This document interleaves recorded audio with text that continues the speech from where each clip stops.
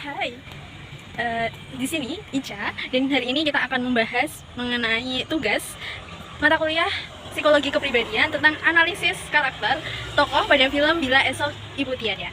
Nah, eh,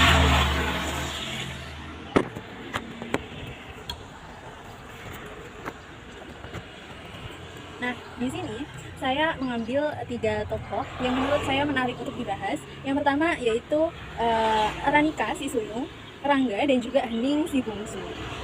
Dan kita akan melihat karakter 3 tokoh ini dari sudut pandang 3 teori kepribadian, yaitu teori dari Carl Gustav Jung, teori Erikson, dan juga teori dari Carl Rogers. Nah, mari kita lanjut ke materinya.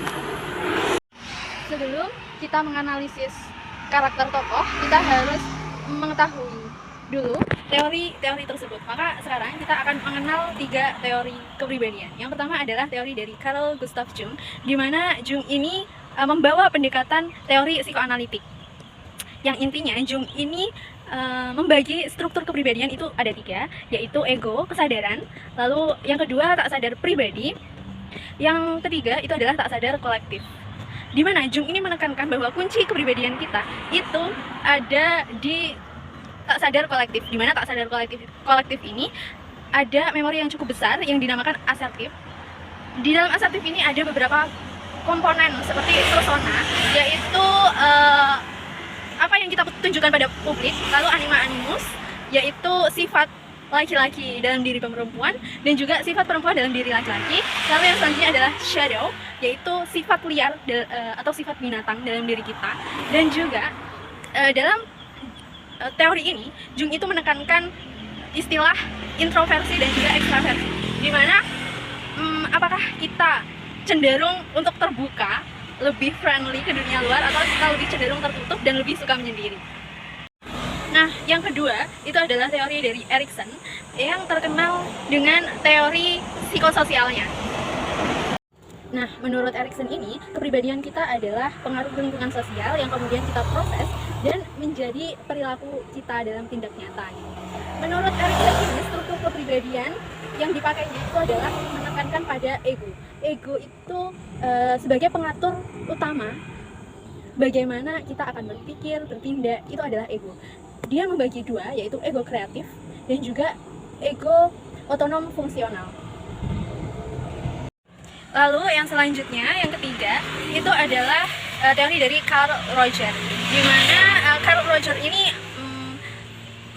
melanjutkan teori humanistik dari Abraham Maslow tentang aktualisasi diri.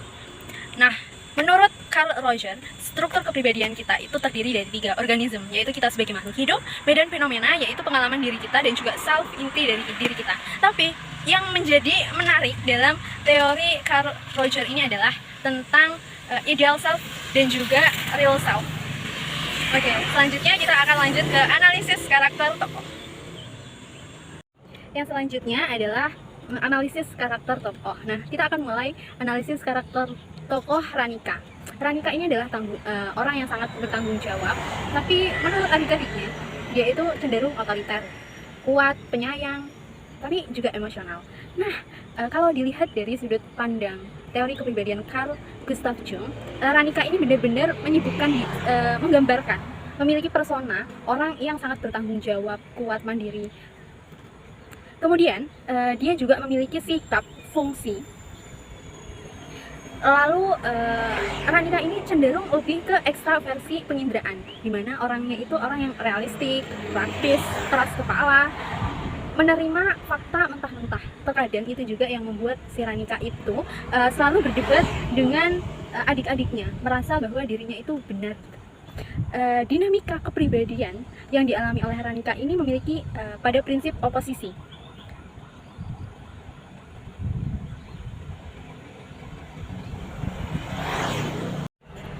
Lalu yang selanjutnya adalah dari sudut pandang teori Erikson, Ranika ini berada di level ego identity, di mana identitasnya itu adalah tanggung jawabnya kepada keluarga. Tanggung jawab adalah yang utama. Dan juga dari tekanan sosial, pengaruh sosial masyarakat bahwa si Ranka ini anak sulung, maka dia ditekan, di pressure that she have to responsible to their family, their sister and brother and her mom.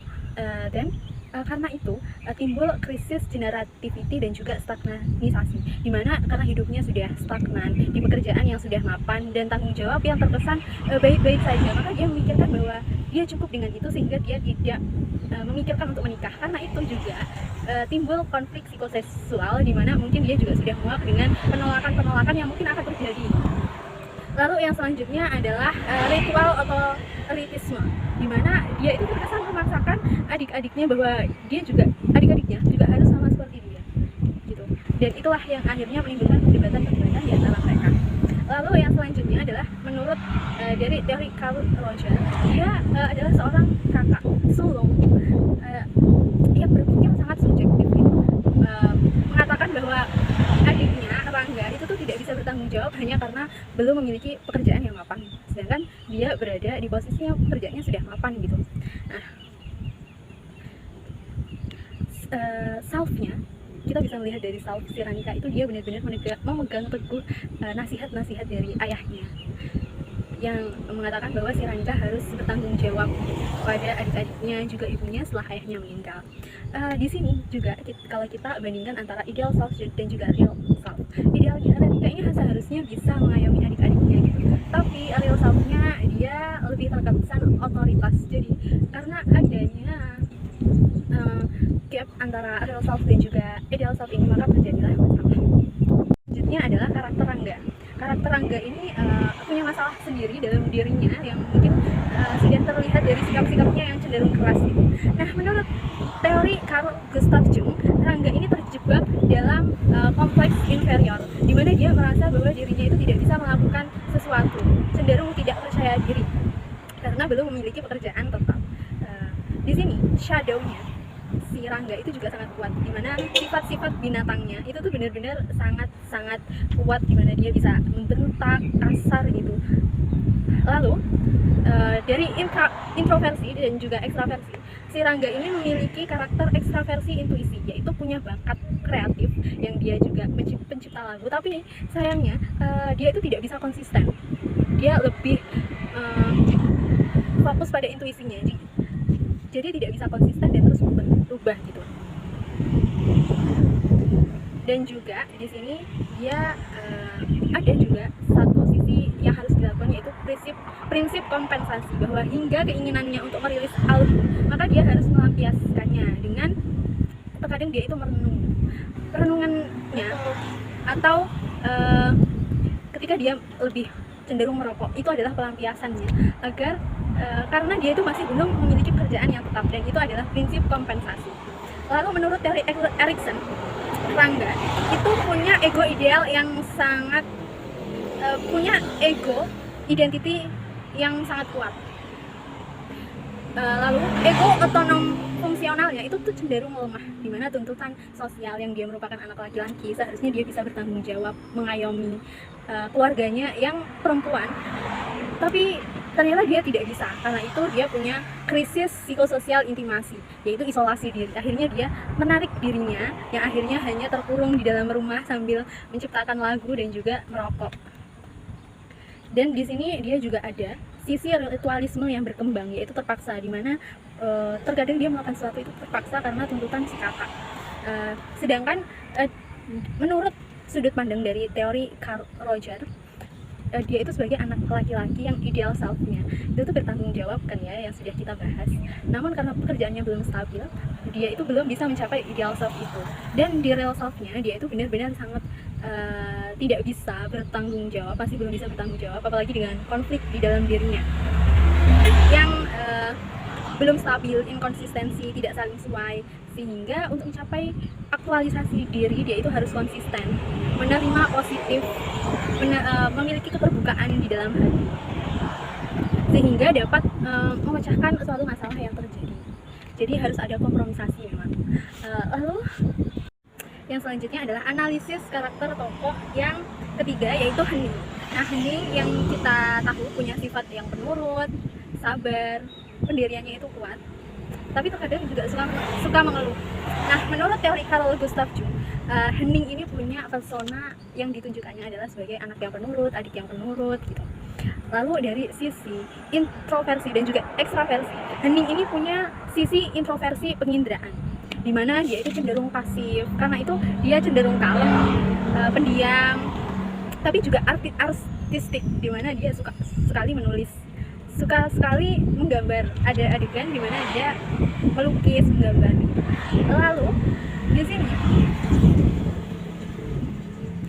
dia juga punya shadow yang tertekan, di mana sifat-sifat yang mungkin kita pikir itu sebagai sifat negatif, tapi sebenarnya itu juga harus dikeluarkan, karena itu juga terkadang dia itu suka mengeluh. Dan itu wajar gitu, sebagai manusia punya sifat shadow, dan shadow yang tertekan ini menimbulkan suatu masalah sehingga dia itu cenderung individualisasi.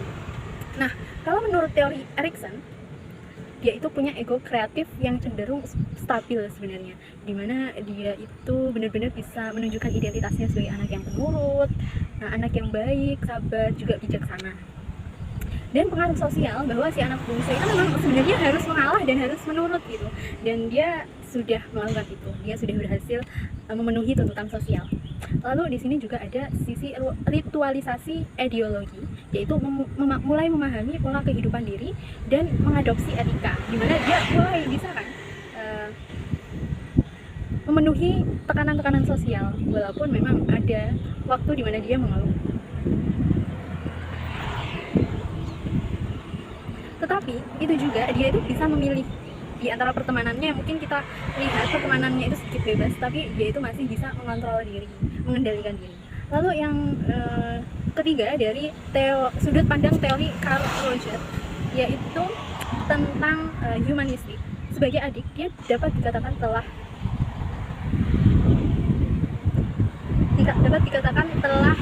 memenuhi